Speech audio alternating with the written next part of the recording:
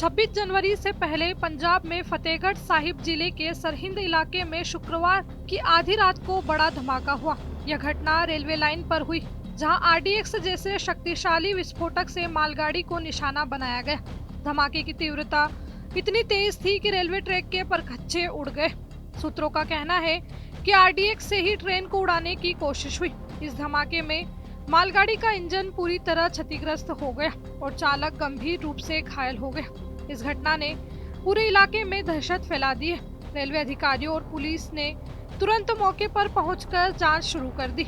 शुरुआती जांच में इसे आतंकी हमला माना जा रहा है, लेकिन आधिकारिक पुष्टि बाकी है।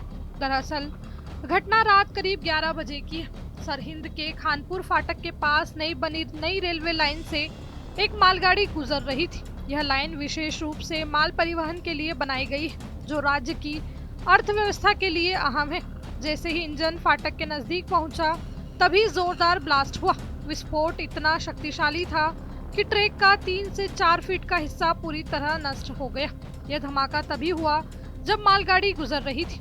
चश्मदीदों का कहना है कि मालगाड़ी के इंजन के आगे का हिस्सा उड़ गया और मालगाड़ी पटरी से उतर गई। आसपास की जमीन पर मलबा बिखर गया। इसके बाद तो हड़कंप मच गया। इस ब्लास्ट में चालक को सिर और शरीर पर गंभीर चोटें आई। उसे तुरंत लोकल अस्पताल ले जाया गया, जहां उसकी हालत स्थिर बताई जा रही है। डॉक्टर का कहना है कि समय पर इलाज से उसकी जान बच गई। रेलवे सूत्रों के अनुसार यह नई लाइन अभी ट्रायल पर थी। मालगाड़ी में कोई खास सामान नहीं था, लेकिन धमाके से बड़ा हादसा टल गया।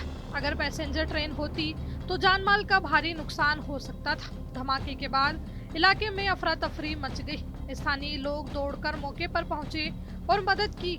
पुलिस ने इलाके को घेर लिया और फोरेंसिक टीम को बुलाया। आरडीएक्स के इस्तेमाल का शक जताया जा रहा है, जो एक हाई एक्सप्लोसिव है।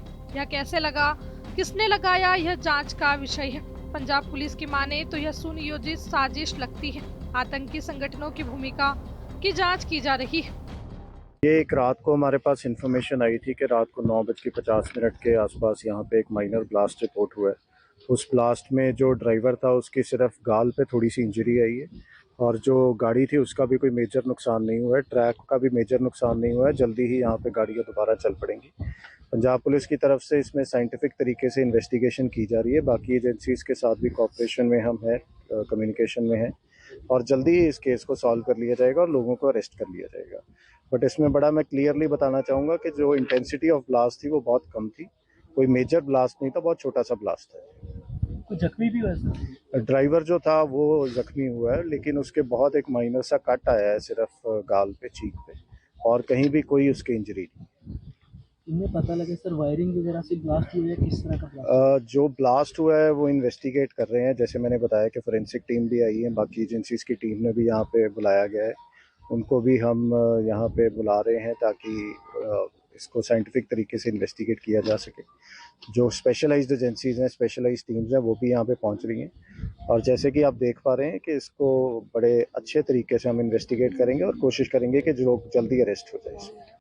रेलवे ट्रैक पर धमाकों की घटना पर पंजाब कांग्रेस के प्रधान अमरिंदर सिंह राजा वड़िंग का पोस्ट भी सामने आया है। अमरिंदर सिंह राजा ने लिखा कि रेलवे ट्रैकों के पास आरडीएक्स, सार्वजनिक स्थानों पर धमाके यह कोई सामान्य अपराध नहीं है। यह पंजाब को अस्थिर करने और भय फैलाने के जानबूझकर किए गए प्रयास है।